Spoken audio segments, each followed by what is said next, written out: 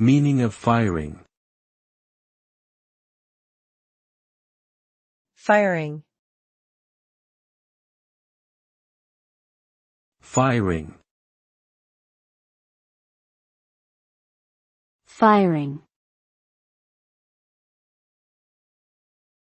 Firing.